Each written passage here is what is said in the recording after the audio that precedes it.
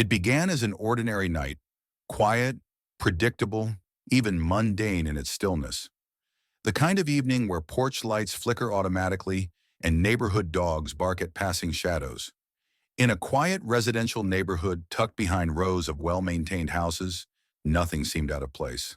The sky hung heavy with silence, disturbed only by the occasional car in the distance. But beneath the calm was a tension waiting to snap. Then the emergency dispatch center received a call. A male voice came through the line, measured, emotionless. "I just shot my wife." There was no panic in the tone, no sense of urgency, remorse, or fear. The words landed with chilling clarity. The dispatcher paused, expecting the caller to stumble, to rephrase, to cry. But the line remained steady. No screaming, no background noise. Just the man's voice, steady like a reading from a weather report. The location was given. Officers were dispatched immediately. When patrol units arrived at the address, the front door was ajar. The porch light cast a dull glow over a still welcome mat. There were no signs of struggle on the outside, no broken windows, no forced entry. From the outside, the house looked peaceful, eerily so. Inside, the stillness was suffocating. Two young boys sat on the living room couch, silent and unmoving, as though frozen in time. One clutched a stuffed animal, the other stared at the floor with blank eyes. Across the room, a woman's body lay sprawled on the carpet. Blood had pooled beneath her head. She was barefoot, dressed in workout clothes. One hand rested near her waist. The other still clung to a silent phone. A man sat on the floor, back against the wall, his face turned away from the body. The weapon lay a few feet from him, placed, not dropped. He didn't reach for it, didn't speak. When officers approached, he raised his hands without prompting. His eyes were unfocused, detached. He said nothing more.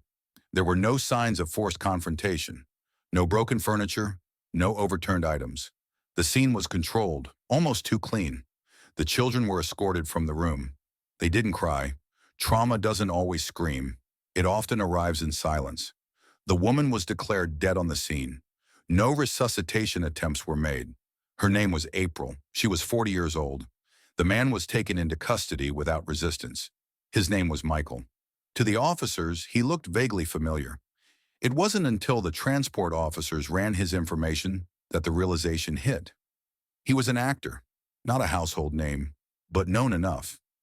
He had once played a police officer on a popular television series. Now in real life, he sat handcuffed in the back of a patrol car, silent as the sirens began to wail. News of the incident hadn't reached the media yet, but inside the station, murmurs began. A public figure, a clean neighborhood, a woman dead, children in the house, and a suspect who confessed with the kind of calm that unsettles even the most seasoned officers. The preliminary report came in from the scene investigators. 3 shots, 2 to the lower extremities, 1 fatal, likely to the back. No signs of defensive wounds. No sign she had a chance to run. As the hours passed, the story began to take shape, but not in full. Not yet. All that was clear was that something had shattered within those walls long before the first shot was fired. Neighbors were questioned. Most described the family as quiet, polite. "They kept to themselves," one said. "You never heard yelling. They seemed normal." But normal is often the perfect camouflage. The children were handed over to family services, their presence noted in every report. They had witnessed what few ever should. The forensic team marked the evidence, cataloged each shell casing, photographed each angle of the scene. The silence of the home was documented, preserved like a time capsule. And yet something still didn't make sense. A man confessed to killing his wife. He made the call himself. He never fled, never tried to hide it. But the ease, the unsettling stillness of it, made investigators uneasy. People don't just decide to do something like that without a buildup, without a history, without motive. The question now wasn't just what happened, it was what led to this. What broke inside that house? What turned the man who once stood under studio lights into the one sitting under interrogation? Investigators knew this wasn't just a case of a domestic dispute gone wrong. The pieces didn't fit the standard profile. There were fractures beneath the surface of this seemingly ordinary home. Hairline cracks in a marriage, in a mind, in a life unraveling slowly and silently. The answers weren't going to be simple. The confession wasn't the ending. It was only the beginning. This was not just a crime. It was a story of erosion, of pressure, of fear and silence. And it would take everything the investigators had to trace the fault lines all the way to the source. Because sometimes the dead speak not through screams, but through the silence they leave behind. She was lying there when they found her, still, quiet, without a mark of struggle except for the irreversible evidence that her life had been forcefully taken. But before she became a name in a case file or a subject in a forensic report, she had been something far more vivid: a woman, a mother, a teacher, and above all, a light in the lives of those who knew her. Her name was April. To begin understanding what had happened inside that house, investigators didn't start with the crime scene. They started with her. Because in many cases, the answers begin not with how someone dies, but how they lived. April Jace had lived with quiet strength. Born and raised in California, she was known not only for her athletic accomplishments as a track and field competitor, but for the way she carried herself in every role life had offered. After her years of competition, she transitioned to working at a private Christian university, where she mentored and taught with the kind of care that left a lasting impression. She wasn't just someone who moved through the world. She shaped it for her students, for her children, and for the community she served. In the days following her death, the portrait of her life began to emerge from conversations with family members, friends, colleagues, and students. The word most often used to describe her was light. That light was not loud or demanding. It was quiet, steadfast, the kind that makes others feel safe. Colleagues at the university recalled how she stayed after hours for students who needed help. She volunteered at charity races, coached young athletes in her spare time, and sent handwritten notes of encouragement to students during exam season. Her dedication wasn't performative. It was embedded in her values. In a world of speed and distraction, she slowed down and saw people. Yet even the brightest lives can cast long shadows. Some close to her had noticed subtle changes in her demeanor in the months leading up to her death. A quiet withdrawal from social circles, hesitation in her speech, short fragmented answers when asked about home. At first, no one thought much of it. Everyone has hard days. But as the pieces began to form a fuller picture, those small changes took on deeper meaning. The questions had already started forming in the minds of detectives, journalists, and everyone who came across the initial headlines. How could someone known for playing a law enforcer on television become the subject of a real-life homicide investigation? The dissonance was jarring. On screen, he had represented order, restraint, even justice. Off-screen, his name was now attached to something that defied those very qualities. Michael Jace was not a household name, but in the entertainment world, he had built a modest reputation. He had appeared in multiple television shows and movies, most notably portraying a police officer in a gritty drama that ran for several seasons. To the public, he had always carried a stoic presence, calm, disciplined, composed. He wasn't flamboyant, wasn't scandal-prone. He was, by many standards, safe. That image, however, would soon unravel. As investigators dug deeper, they encountered a life defined by duality. On one side was the public figure, a man who had played alongside high-profile actors, walked red carpets, and participated in charity events. On the other side was a man grappling with an unstable career, mounting financial stress, and a deteriorating sense of control behind closed doors. The film and television industry is notoriously fickle. Fame is temporary, and for someone like Michael, whose recognition was tethered to a few roles, the downward slope can be steep and silent. After the peak of his career, the roles slowed down. Offers became sparse. Appearances were limited to minor characters, often unnamed, often uncredited. He had once been part of a critically acclaimed cast, but that world moved on without him. As the credits faded, so did the calls. With fewer opportunities came financial strain. Investigators uncovered court records showing signs of financial instability, late payments, collection notices, and even a bankruptcy filing from years prior. For someone used to a degree of public visibility, the private humiliation of financial decline could easily morph into frustration, shame, and inward collapse. This wasn't just a man struggling to pay bills. This was someone watching the framework of his identity begin to disintegrate. According to friends and colleagues, Michael often spoke about his legacy. He worried about being forgotten, about becoming irrelevant. His confidence, once solid, had begun to crack. Several acquaintances recalled a noticeable change in his demeanor, shorter temper, increasing paranoia, and obsessive concerns about his public image. Behind the scenes, he had begun to question his worth, not just as an actor, but as a man. At home, those insecurities reportedly manifested in subtle forms of control. April's growing professional confidence, her stable work, her respected position, her positive presence in the community, began to form an unspoken contrast to his floundering status. While she grew more secure in her role as a mentor and mother, he struggled to maintain his place in a world that no longer seemed to value him. It was a dynamic that created quiet friction, and according to psychologists consulted during the investigation, such disparities can often feed a dangerous cycle of resentment and power assertion. Control rarely begins with shouting. It begins with doubt, with the narrowing of emotional space, the slow erosion of boundaries. April's friends described moments that, at the time, had seemed odd but not alarming. Michael would often insist on knowing her whereabouts. He would express jealousy about coworkers. He didn't like her spending time on campus outside of her scheduled classes. He would frame it as concern, as love. But there was an edge to it. From an investigative standpoint, these behavioral patterns mattered. They pointed to motive, not of passion, but of fear, not of hatred, but of loss. The loss of power, of standing, of perceived control. In many domestic cases, the perpetrator doesn't act out of spontaneous rage. They act when they feel they are no longer in control of the narrative they've built around themselves. One forensic psychologist, brought in to profile the suspect's behavior, explained the phenomenon succinctly.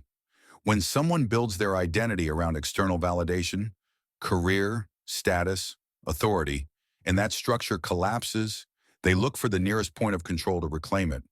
Often, tragically, that point is someone they see as theirs. Michael's career in law enforcement roles, especially on screen, was also dissected under a new lens. Portraying figures of authority for years may have blurred the boundary between role and reality.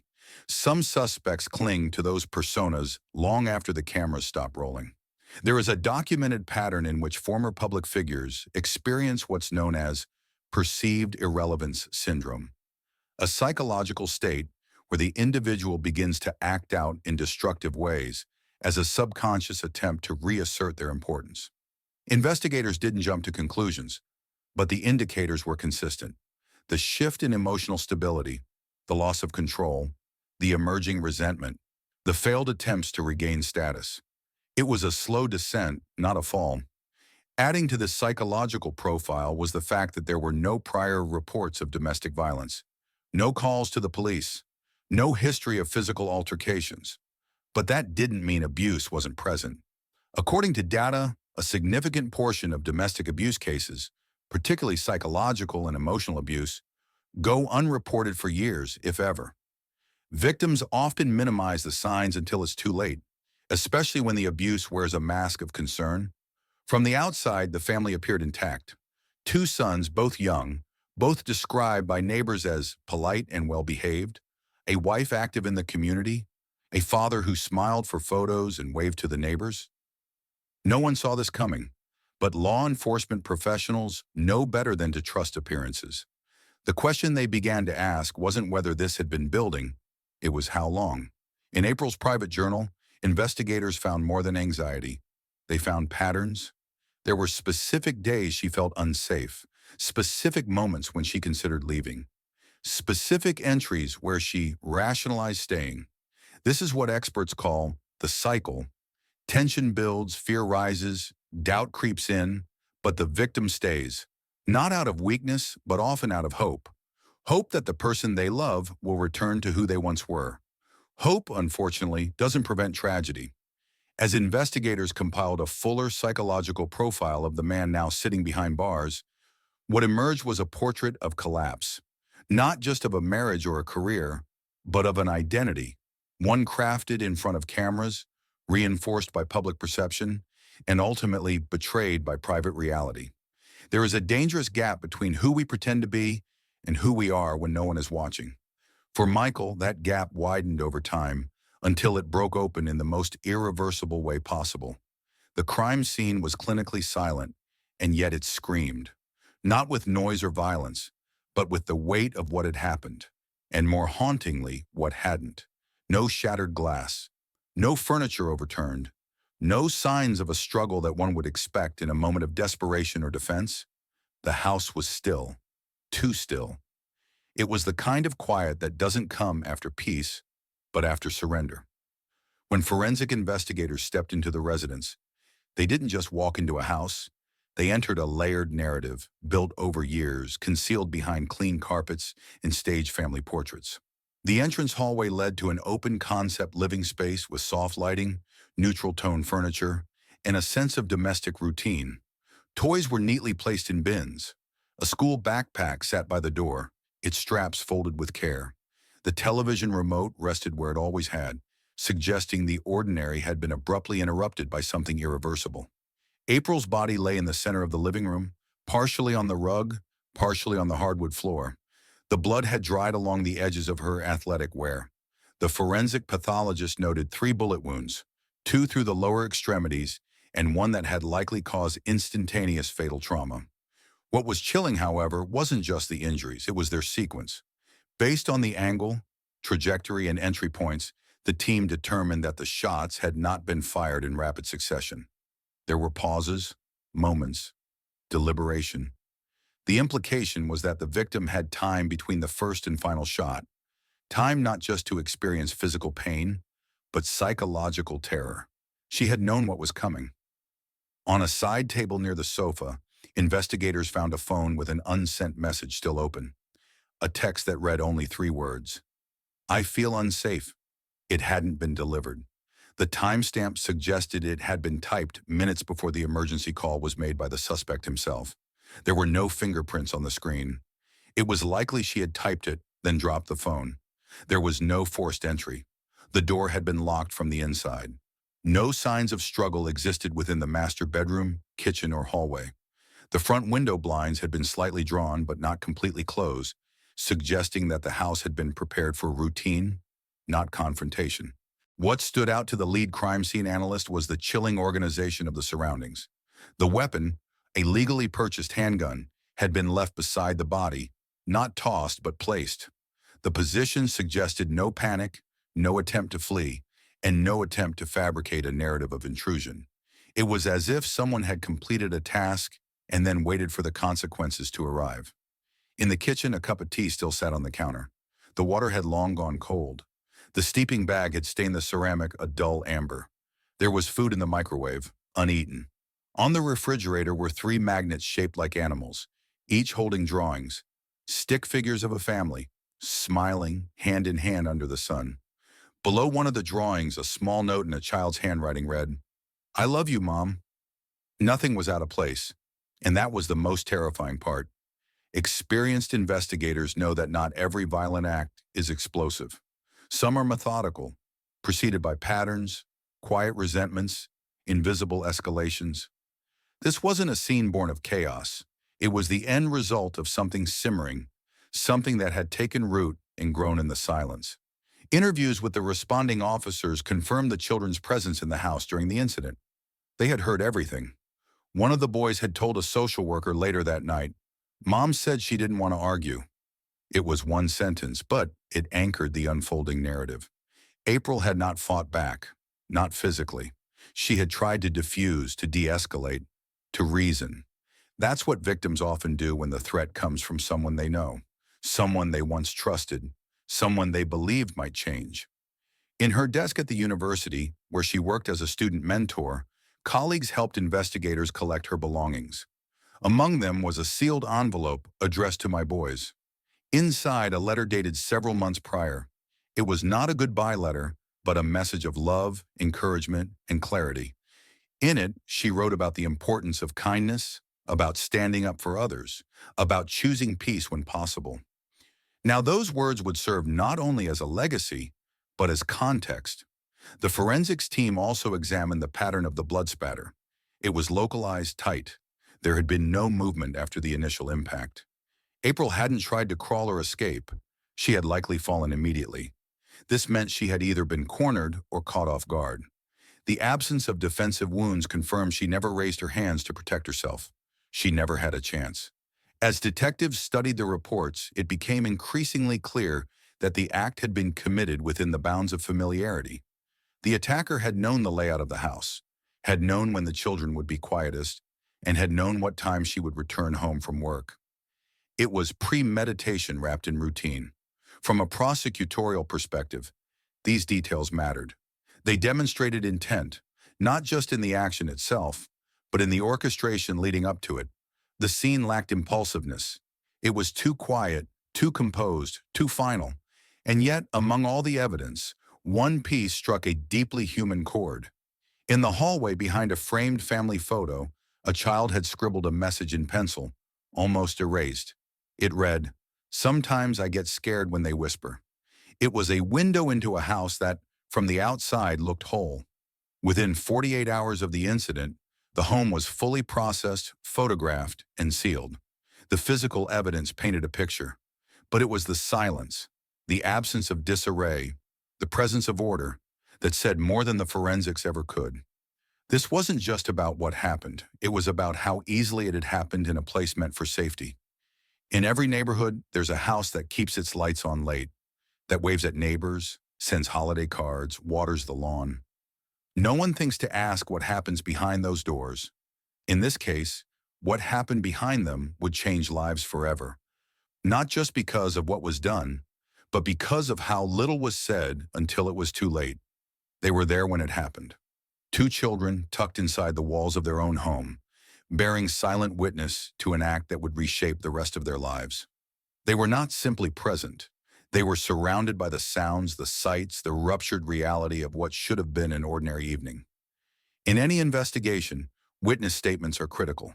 But when the only eyewitnesses are minors, innocent, fragile, and emotionally entangled, the process takes on a layer of gravity that no textbook or training course can fully prepare an investigator for. In the aftermath of the crime, the boys were taken from the home by family services, their small hands clutching stuffed animals and jackets hastily thrown over their pajamas. Neither of them cried. Trauma sometimes does not show itself in screams or tears. It lingers in silence, in the stiffness of shoulders too small to carry what they have seen, in the absence of questions when children stop asking why and instead begin to internalize what they cannot understand. Trained child forensic interviewers were brought in within 24 hours. These were professionals, experts in creating environments where children could speak freely without pressure or suggestion, where memory could unfold naturally, not be extracted. The room was warm and neutral. Toys were placed carefully in the corners, not to distract, but to comfort. One boy was just under 10, the other younger still. Their names are not important for the public record. What they saw is, the older child spoke first. His voice was soft, uneven, as though rehearsing what he wasn't sure he should say. He described sitting on the couch watching television. He heard the front door open. Then voices, low at first, rising. He remembered hearing his mother say, "Let's not do this now." Then came silence. Then sounds he couldn't describe. Not at first. Eventually he called them pops. The younger child stayed quiet. He only nodded when asked if he'd heard the same.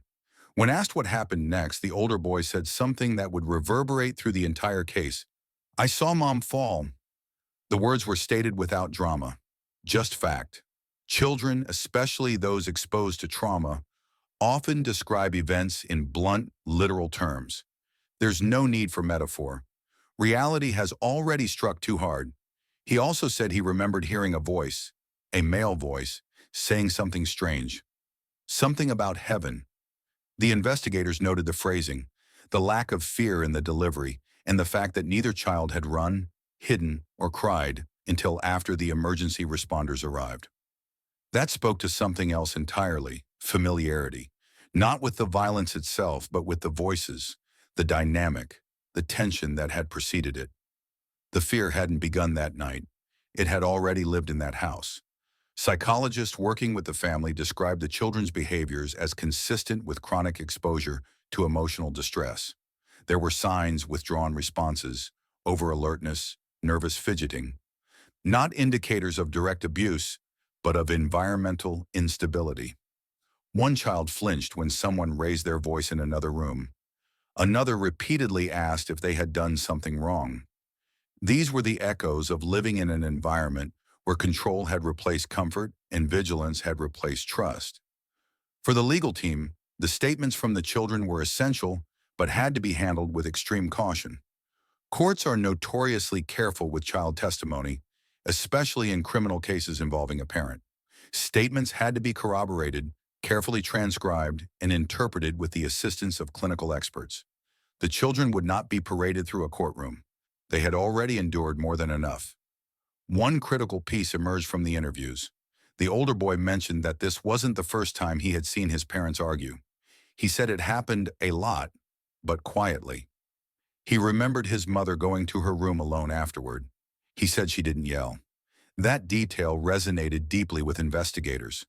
April's nature was known to be calm, non-confrontational, thoughtful. She didn't meet fire with fire. She tried to preserve peace, perhaps at the cost of her own well-being. What troubled everyone involved was not just the trauma of the event, but what it revealed about the hidden atmosphere of the home.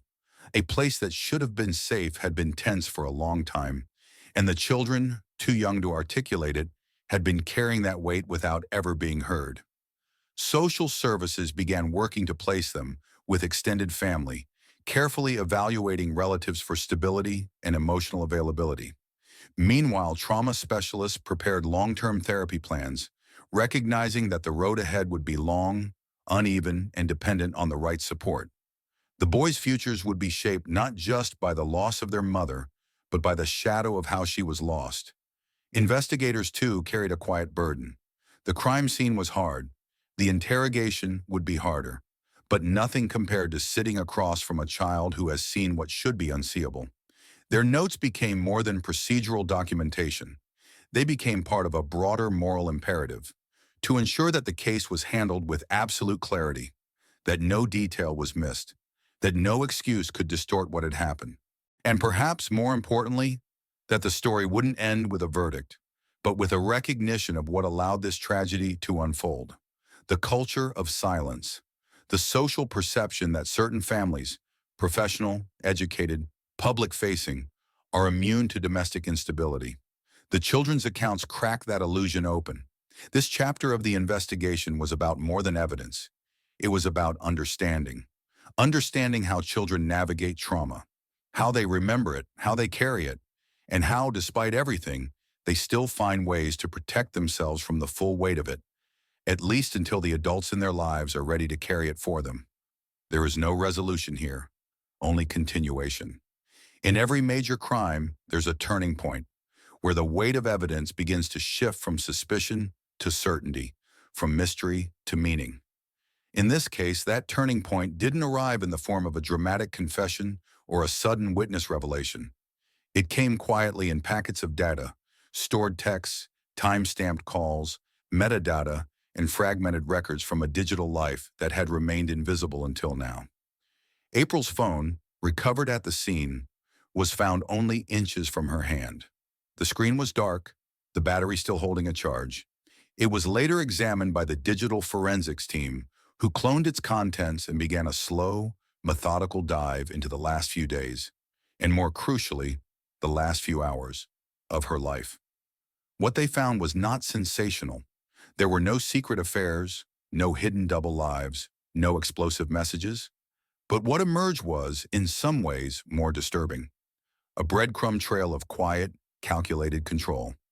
A map of escalating fear. A digital echo of the silence she had lived with for far too long. The night before the incident, April had exchanged text messages with a close friend. The conversation started casually. Updates about work, a student she was proud of, a brief mention of her son's school project. But then came a shift. In a single sentence, she wrote, "I don't think I can keep doing this." There was no elaboration. Her friend responded with concern, asking what she meant. April never replied.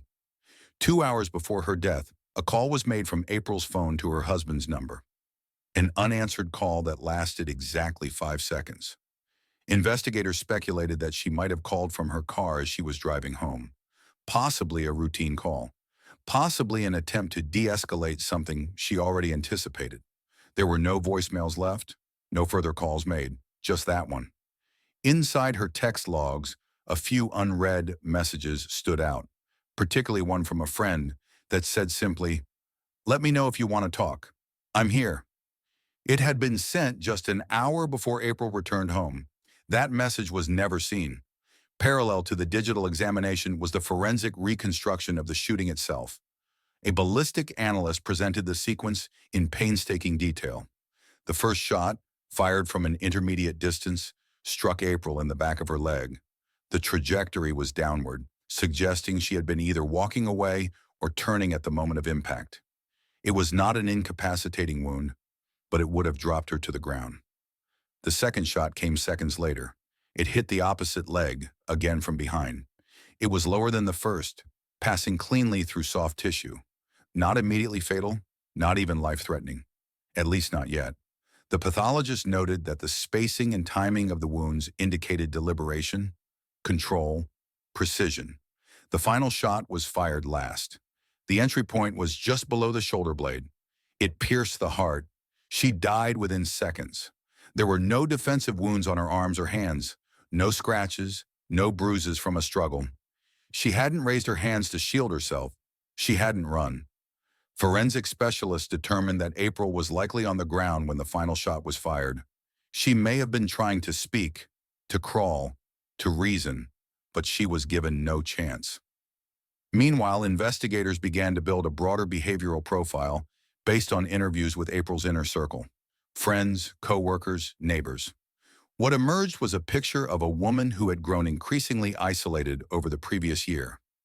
Colleagues at the university spoke of missed social events, short responses to messages, and a habit of deflecting questions about her personal life. "She always smiled," one colleague said, "but it didn't reach her eyes anymore." Another friend shared an incident that had troubled her in hindsight. April had once confided that she had to text her husband whenever she left the campus, whether she was heading home, stopping at the grocery store, or even just going to the pharmacy. "He worries," she had explained. "He just wants to make sure I'm okay." At the time, it seemed protective. Now it read as surveillance. Other friends recalled moments where April's phone would ring repeatedly during short coffee breaks. She would answer, speak briefly, and apologize for having to leave early. No one had connected the dots at the time. The control was not overt. It was quiet, consistent, smothering. Patterns of emotional manipulation began to surface. Isolation disguised as intimacy. Control disguised as concern. One close friend shared a chilling reflection. She had started measuring her words. Not just what she said, but how she said it. She was trying not to trigger something. This pattern, this erosion of autonomy over time, was essential to the case. Prosecutors later described it not as an act of sudden rage, but as a terminal point of control, where the dynamic had grown so imbalanced, so suffocating, that the ultimate act of violence was not a break from the pattern, but its horrifying culmination. Further examination of digital data supported this theory. Michael's phone, seized upon arrest, contained no threatening messages, no outbursts. But there was a trail of GPS logs showing frequent visits to April's workplace without her knowledge. Multiple instances of checking her social media activity. A browser history filled with queries related to spouses who stop communicating, how to know if your partner is lying, and even searches for how long a phone tracks location after being turned off. None of this in isolation was damning, but in totality, it told a story of paranoia, surveillance, obsession. When investigators lined up the data against the timeline of April's journal entries and message history, the alignment was impossible to ignore. Her discomfort increased as his surveillance intensified. Her silence grew as his scrutiny deepened. The turning point came when forensic techs extracted a voice memo buried deep in April's phone, an audio recording, less than a minute long. Likely recorded weeks before her death, the memo had no context, no preface. It simply began with April's voice, low and composed. "If anything happens to me, I didn't just give up. I tried. I stayed. I wanted this to work. But I also want someone to hear me, in case I can't speak later." Those words would be played for the jury. They were also replayed many times by investigators and prosecutors alike, because they weren't just evidence. They were testimony, a final act of agency from someone whose voice had been slowly, methodically silenced.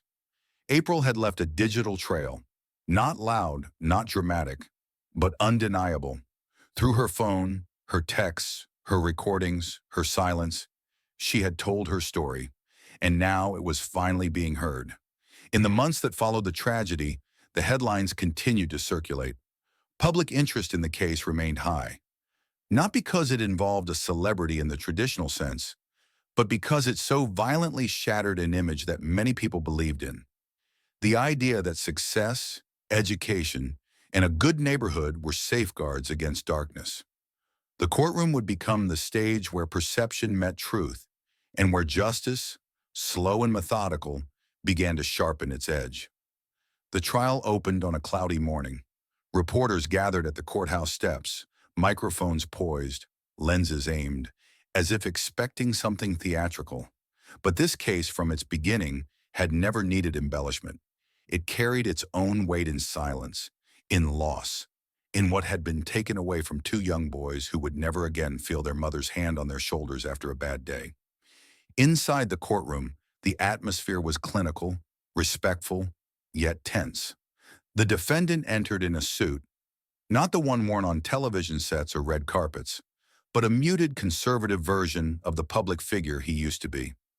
No cameras were allowed inside. Only sketches would capture the posture, the expressions, the subtle glances. Behind him sat a defense team prepared for a difficult uphill battle.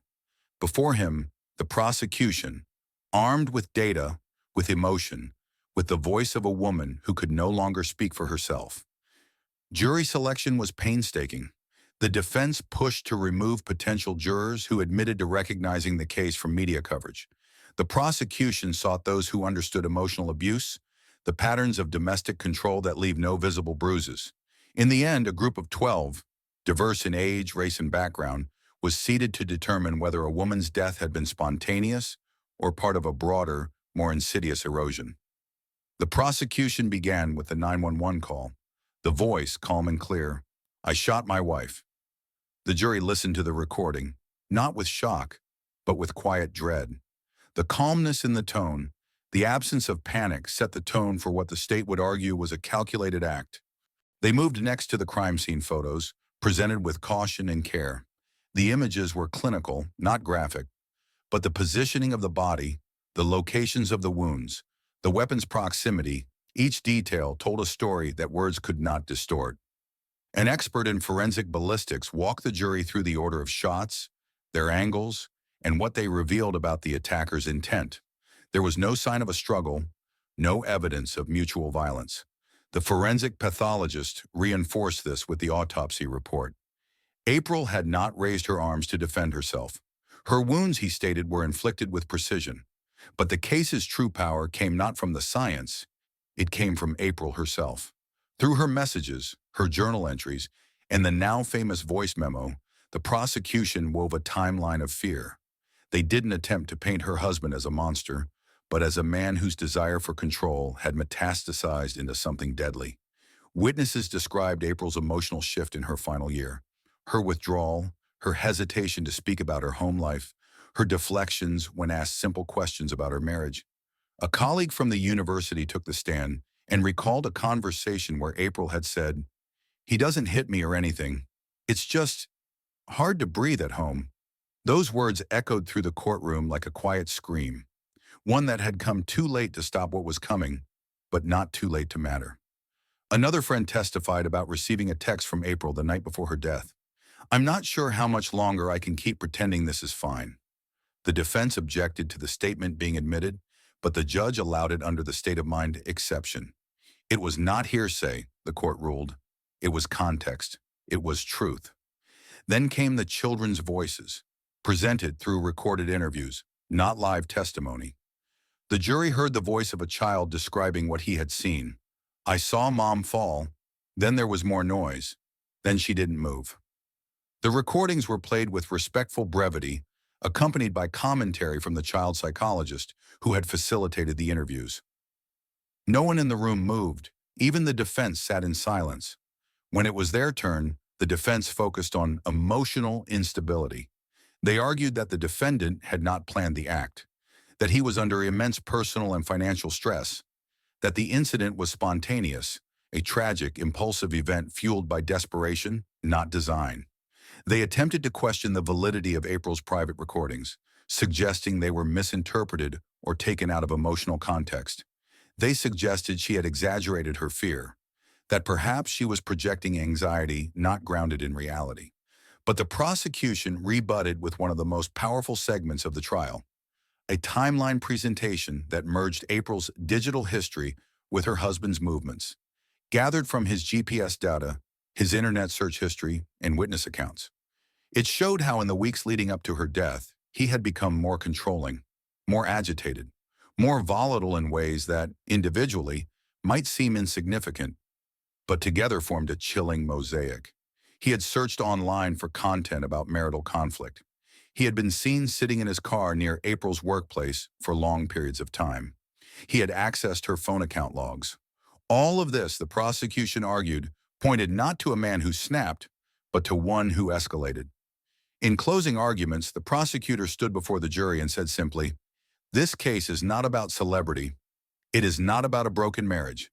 It is about a woman who tried to leave, emotionally if not physically, and a man who would not let her." The courtroom was silent when the verdict was read. Guilty, second-degree murder. The sentence, 40 years to life. The defendant sat still, no reaction visible. The courtroom, too, remained quiet. No applause, no outcry. Only the hum of consequence settling into place. Outside, the news vans resumed their work. Headlines would capture the verdict. But what they wouldn't fully capture was what had been lost. Two children now forced to grow up between memories and absence. A woman whose story had almost gone unheard. A tragedy that had not been sudden, but cumulative. Quiet, steady, deadly. Justice is often imagined as a gavel strike, a courtroom cheer, a closing scene where wrong is corrected and balance is restored. But in the real world, Judgment Day rarely brings closure. It brings consequence. It brings accountability. But what it cannot bring back are the things lost long before the first headline, the first scream, the first shot. There was no drama in the sentencing hearing, no tearful outburst, no final monologue. Just the quiet thud of a verdict settling into the lives it would forever shape. The judge spoke not with anger, but with certainty, acknowledging not just the physical act of violence, but the psychological framework that led to it. For April's family, the moment was bittersweet. There was relief, yes, relief that the system had listened, that her voice, preserved in her own recordings, had been heard. But there was also weight. No verdict, no sentence, no prison bars could rewind what had happened. Justice had been served, but healing had just begun. The university where April worked held a memorial service in the weeks following the trial's conclusion. It wasn't grand or publicized. It was simple. Students, colleagues, friends, and family gathered in a campus chapel lit by natural light. Her absence was as present as her memory. Former students shared stories of her encouragement. Faculty remembered her as a quiet force of good. Her name was spoken with reverence, not just as a victim, but as a person who had given of herself, even while enduring more than most had known. In the months that followed, the case sparked important conversations in communities across the country about emotional abuse, about the invisibility of control, about how easily society overlooks signs when there are no bruises to measure. Domestic violence experts began referencing April's story in training sessions for first responders and counselors. Not because it was unique, but because it was so tragically common, yet profoundly preventable. A scholarship was created in her name for young women pursuing careers in education and counseling. It was designed not just to honor her memory, but to empower others to notice the signs, speak early, intervene when silence becomes suffocating. Her sons, now under the care of relatives, began therapy funded by victim support programs. Their names were withheld from the media, their privacy fiercely protected. But in closed sessions, counselors noted progress, not linear, but real. Moments of laughter returned. Trust slowly began to rebuild. As for the man at the center of the crime, he was transferred to a medium security facility designated for inmates convicted of violent felonies. He remained largely solitary, quiet. Occasionally he received letters from former fans, from people who believed he'd snapped, from those who didn't know the full story. None of it changed the fact that his children would now grow up with questions he could never properly answer. And yet this story does not end in punishment. It ends in something more difficult and more important. Awareness. April Jace didn't die because of a moment of passion. She died because of a long pattern of erosion, of autonomy, of freedom, of breath. Her story reminded a society often addicted to spectacle that the most dangerous kinds of violence aren't always explosive. They are quiet. They exist in spaces we call home. They grow in rooms filled with routine and responsibility. She had tried to be heard, in texts, in journal entries, in voice memos whispered into a phone late at night. And while she may not have lived to see her words echoed in court, those words changed everything. They helped convict a killer. They helped change minds. They helped break the silence. Her death will never be justified, but her voice ensured that her story wouldn't be reduced to just another case file. It became a call to listen more closely to what is said, and even more, to what is left unsaid. Justice, in the truest sense, is not only about punishment, it's about understanding the truth so clearly that it prevents the next tragedy from happening in the dark.